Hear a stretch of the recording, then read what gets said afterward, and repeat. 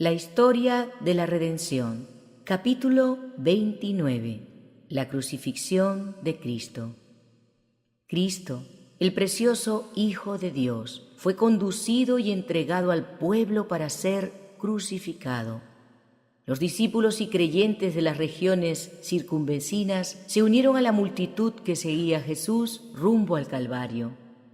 La Madre del Señor también estaba allí, sostenida por Juan, el discípulo amado. Su corazón estaba herido por una angustia innarrable. No obstante, ella, junto con los discípulos, esperaba que mudara la penosa escena y que Jesús manifestara su poder y apareciera ante sus enemigos como el Hijo de Dios. Pero de nuevo su corazón de madre desfalleció al recordar las palabras mediante las cuales Él se había referido brevemente a las cosas que estaban sucediendo ese día.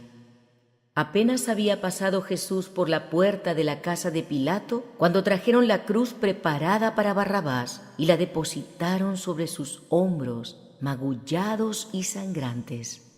También cargaron con cruces a los compañeros de Barrabás, que debían sufrir la muerte al mismo tiempo que el Señor. El Salvador llevó su cruz unos pocos pasos, pero por causa de la pérdida de sangre y el excesivo cansancio y el dolor, cayó desmayado al suelo. Cuando recuperó el sentido, nuevamente la colocaron sobre sus hombros y lo obligaron a avanzar.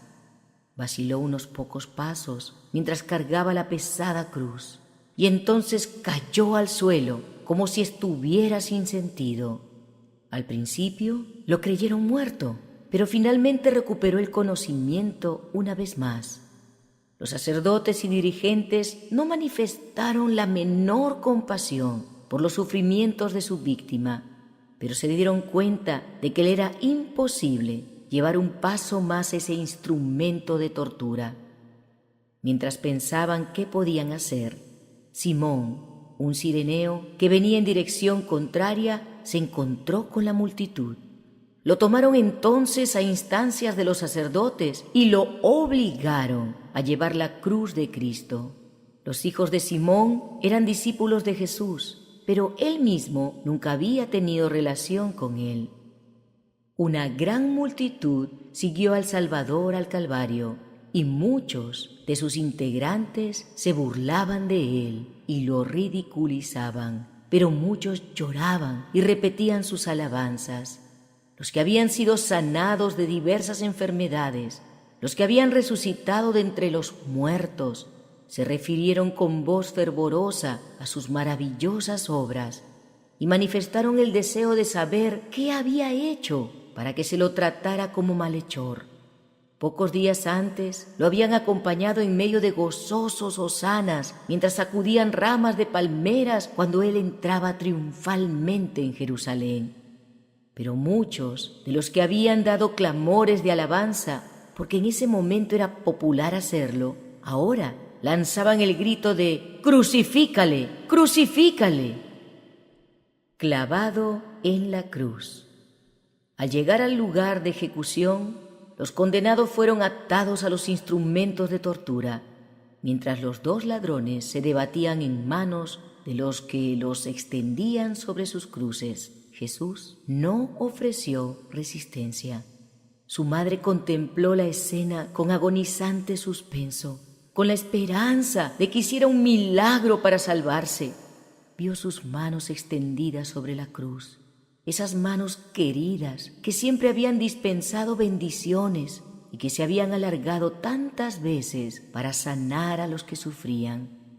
Cuando trajeron martillos y clavos y éstos atravesaron la tierna carne de Jesús para asegurarlo a la cruz, los discípulos, con el corazón quebrantado, apartaron de la cruel escena el cuerpo desfalleciente de la Madre de Cristo. El Señor no formuló queja alguna. Su rostro seguía pálido y sereno, pero grandes gotas de sudor perlaban su frente. No hubo mano piadosa que enjugara de su rostro el rocío de la muerte, ni palabras de simpatía e inmutable fidelidad que sostuvieran su corazón humano. Estaba pisando totalmente solo el lagar, y del pueblo nadie estuvo con él. Mientras los soldados llevaban a cabo su odiosa tarea y él sufría la más aguda agonía, oró por sus enemigos. Padre, perdónalos, porque no saben lo que hacen. Esta oración de Jesús por sus enemigos abarca al mundo, pues se refiere a cada pecador que habrá de vivir hasta el fin del tiempo. Después que Jesús fue clavado a la cruz, varios hombres fuertes la levantaron y la colocaron con gran violencia en el lugar preparado con ese fin, causando al Hijo de Dios la más dolorosa agonía. Y entonces se produjo una escena terrible. Los sacerdotes, dirigentes y escribas se olvidaron de la dignidad de sus sagrados cargos y se unieron con la turba para burlarse y reírse del agonizante Hijo de Dios, diciéndole: «Si tú eres el Rey de los judíos, sálvate a ti mismo». Y otros repetían burlonamente entre ellos: «A otro salvó, a sí mismo no se puede salvar». Los dignatarios del templo, los curtidos soldados, el mal ladrón en la cruz y los viles y crueles que se hallaban entre la multitud, todos se unieron para maltratar a Cristo. Los ladrones que fueron crucificados con Jesús sufrieron la misma tortura física que él, pero solo uno de ellos se endureció. El dolor lo desesperó y le infundió rebeldía. Se unió a las burlas de los sacerdotes y vilipendió a Jesús diciéndole: «Si tú eres el Cristo, sálvate a ti mismo y a nosotros». El otro malhechor no era un criminal endurecido. Cuando oyó las diatribas de su compañero de fechorías, le reprendió diciendo: «¿Ni aún temes tú a Dios, estando en la misma condenación? Nosotros, a la verdad, justamente padecemos, porque recibimos lo que merecieron nuestros hechos, mas éste ningún mal hizo». Acto seguido, cuando su corazón sintió la atracción de Cristo, la iluminación celestial invadió su mente. En Jesús magullado, escarnecido y colgado de una cruz, vio a su Redentor, a su única esperanza, y se dirigió a él con humilde fe: «Acuérdate de mí cuando vengas en tu reino». Entonces Jesús le dijo: «De cierto te digo que hoy estarás conmigo en el paraíso». Con asombro, los ángeles consideraron el infinito amor de Jesús, quien mientras sufría la más atroz agonía mental y física, solo pensó en los demás y animó a creer al alma penitente. Al derramar su vida hasta la muerte, manifestó un amor por los hombres más fuerte que ésta. Muchos de los que fueron testigos de esas escenas del Calvario, más tarde se afirmaron en la fe de Cristo. Los enemigos del Señor aguardaron su muerte entonces con impaciente esperanza. Creían que esos acontecimientos eliminarían para siempre los rumores de su poder divino y la maravilla de sus milagros. Se complacían en pensar en que entonces no necesitarían temblar más por causa de su influencia. Los indiferentes soldados que extendieron el cuerpo de Jesús en la cruz se repartieron sus ropas y contendieron por una prenda tejida, pero sin costura. Finalmente decidieron el asunto echando suertes. La pluma movida por la inspiración describió con exactitud esta escena cientos de años antes que ocurriera. «Porque perros me han rodeado, me ha cercado cuadrilla de malignos. Horadaron mis manos y mis pies, repartieron entre sí mis vestidos y sobre mi ropa echaron suertes». Una lección de amor filial. Los ojos de Jesús se pasearon sobre la multitud que se había reunido para contemplar su muerte, y vio a los pies de la cruz a Juan, que sostenía a María, su madre. Ella había regresado al lugar donde se desarrollaba esa terrible escena pues era incapaz de permanecer por más tiempo alejada de su hijo. La última lección que el Señor dio se refirió al amor filial. Contempló el rostro dolorido de su madre y enseguida miró a Juan y dijo, dirigiéndose a ella, «Mujer, he ahí tu hijo». Y a continuación dijo al discípulo, «He ahí tu madre». Juan comprendió perfectamente las palabras de Jesús y el sagrado cometido que se le había confiado. Inmediatamente alejó a la madre de Cristo de la terrible escena del Calvario. Desde ese momento la cuidó como si fuera un hijo solícito y la llevó a su propia casa. El perfecto ejemplo de amor filial dado por Cristo resplandece sin haber perdido su fulgor en medio de las penumbras del pasado. Mientras soportaba aguda tortura, no se olvidó de su madre e hizo todas las provisiones necesarias para asegurar su futuro. La misión de la vida terrenal de Cristo estaba casi terminada. Tenía la lengua seca y exclamó, «Sed tengo». Empaparon una esponja con vinagre y hiel y se la ofrecieron para que bebiera. Cuando la probó, la rechazó. Y entonces el Señor de la vida y la gloria comenzó a agonizar como rescate por la especie humana. El sentimiento de pecado que acarreó la ira del Padre sobre el sustituto del hombre contribuyó a que la copa que bebía fuera tan amarga y quebrantó el corazón del Hijo de Dios. En su condición de sustituto y seguridad del hombre, la iniquidad de éste fue depositada sobre Cristo. Se lo contó entre los transgresores para que pudiera redimirlos de la maldición de la ley. La culpa de cada descendiente de Adán de todas las épocas oprimía su corazón, y la ira de Dios y la terrible manifestación de su disgusto frente a la iniquidad llenaron de consternación el alma de su Hijo. El apartamiento del rostro divino de junto al Salvador en esa hora de suprema angustia atravesó su corazón con un pesar que jamás podrá comprender plenamente el hombre. Cada espasmo soportado por el Hijo de Dios en la cruz, las gotas de sangre que fluyeron de su frente, sus manos y sus pies, las convulsiones de agonía que sacudieron su cuerpo y la ineludible angustia que llenó su alma cuando su Padre ocultó su rostro de él, hablan al hombre diciéndole, «Por amor a ti, el Hijo de Dios consintió en permitir que estos terribles crímenes fueran depositados sobre él. Por ti saqueó los dominios de la muerte y abrió las puertas del paraíso y la vida inmortal. El que calmó las airadas olas por medio de su palabra y caminó por las ondas coronadas de espuma, que hizo temblar a los demonios y logró que huyera la enfermedad al toque de su mano. El que resucitó muertos y abrió los ojos de los ciegos, se ofreció en la cruz como el único sacrificio en lugar del hombre. Él, el portador del pecado, soportó el castigo legal que merecía la iniquidad y se hizo pecado por el hombre. Satanás hirió el corazón de Jesús con sus fieras tentaciones. El pecado tan aborrecible a su vista se acumuló sobre él hasta que gimió bajo su peso.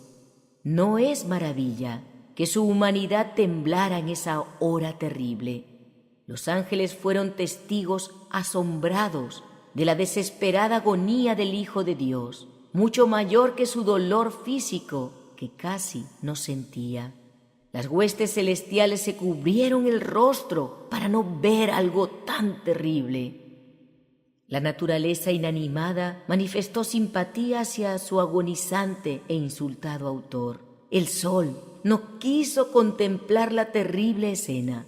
La plenitud de sus rayos resplandecientes estaba iluminando la tierra a mediodía, cuando de repente pareció desaparecer. Espesas tinieblas, como si fueran un sudario, rodearon la cruz y toda la zona circundante. Las tinieblas duraron 3 horas completas.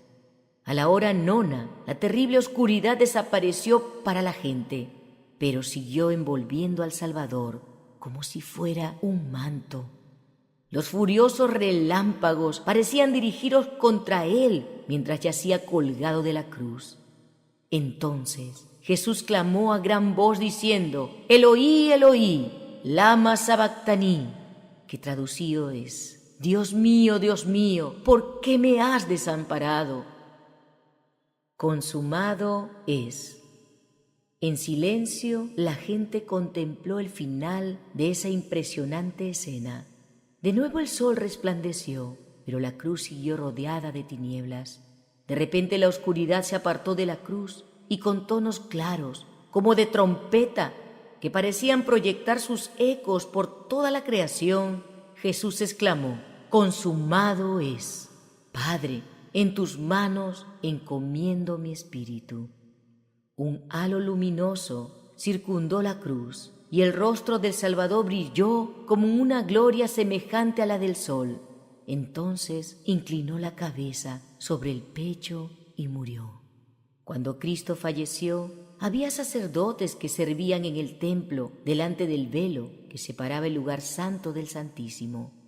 De repente sintieron que la tierra temblaba bajo sus pies y el velo del templo, una cortina fuerte y de buena calidad que se renovaba cada año, fue rasgada de alto a abajo por la misma mano exangüe que escribió las palabras condenatorias sobre los muros del palacio de Belsasar.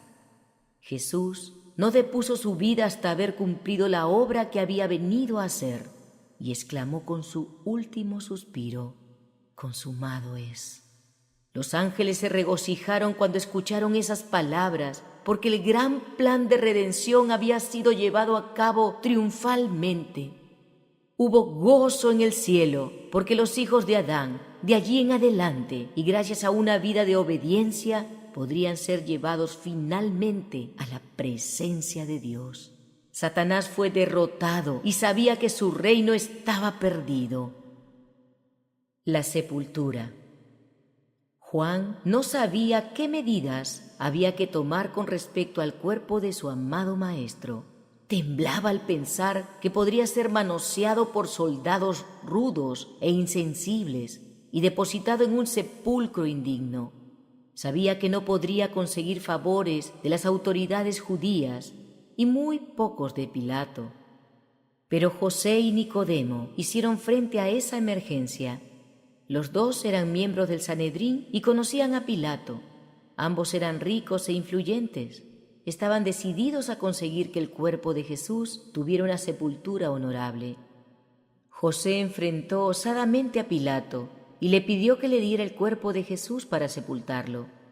Este dio entonces una orden oficial para que le fuera entregado, mientras Juan, el discípulo, estaba ansioso y perturbado por los sagrados restos de su amado Maestro. José de Arimatea volvió con la autorización del gobernador, y Nicodemo, anticipándose al resultado de la entrevista de José con Pilato, vino con una costosa mezcla de mirra y aloes de unos 50 kilos de peso. Los más honrados de Jerusalén no hubieran recibido mayores muestras de respeto en ocasión de su muerte. Con suavidad y reverencia, estos hombres retiraron con sus propias manos el cuerpo de Jesús del instrumento de tortura, mientras lágrimas de simpatía rodaban por sus mejillas al contemplar el cuerpo lacerado del Señor, que bañaron y limpiaron cuidadosamente de toda mancha de sangre. José era dueño de una tumba, cavada en la roca, que estaba reservando para sí mismo. Estaba cerca del Calvario y allí preparó sepulcro para Jesús. El cuerpo, junto con las sustancias aromáticas traídas por Nicodemo, fue envuelto cuidadosamente en un lienzo de lino, y los 3 discípulos llevaron su preciosa carga a ese sepulcro nuevo, donde nadie había yacido todavía. Extendieron los magullados miembros y doblaron las contusas manos para colocarlas sobre el pecho inmóvil. Las mujeres galileas se aproximaron para verificar que se hubiera hecho todo lo que se podía hacer para el cuerpo sin vida de su amado Maestro. Vieron entonces cómo se colocaba la pesada piedra a la entrada del sepulcro. y el Hijo de Dios quedó descansando allí. Las mujeres se quedaron hasta el final junto a la cruz y junto a la tumba de Cristo. Aunque los dirigentes judíos habían llevado a cabo su malvado propósito de dar muerte al Hijo de Dios, su aprensión no disminuyó ni murió su envidia. Mezclado con el gozo de la venganza satisfecha, se hallaba siempre presente el temor de que su cadáver, que yacía en la tumba de José, surgiera de nuevo a la vida. Por lo tanto, los principales sacerdotes y los fariseos comparecieron ante Pilato, diciendo: «Señor, nos acordamos que aquel engañador dijo, viviendo aún, después de 3 días resucitaré. Manda pues que se asegure el sepulcro hasta el 3er día, no sea que vengan sus discípulos de noche y lo hurten y digan al pueblo: resucitó de entre los muertos. Y será el postrer error peor que el primero». Pilato, tal como los judíos, tenía muy pocos deseos de que Jesús se levantara con poder para castigar a los que le habían dado muerte, de modo que puso un grupo de soldados romanos a las órdenes de los sacerdotes. Les dijo: «Ahí tenéis una guardia, id, aseguradlo como sabéis». Entonces ellos fueron y aseguraron el sepulcro, sellando la piedra y poniendo la guardia. Los judíos comprendieron la ventaja de tener esa guardia junto a la tumba de Jesús. Pusieron un sello en la piedra que cerraba el sepulcro, de manera que nadie pudiera moverla sin que se supiera, y tomaron todas las precauciones necesarias para que los discípulos no pudieran llevar a cabo ningún engaño con respecto a su cuerpo. Pero todos sus planes y precauciones sirvieron solo para que el triunfo de la resurrección fuera más completo y para que la verdad quedara más plenamente establecida.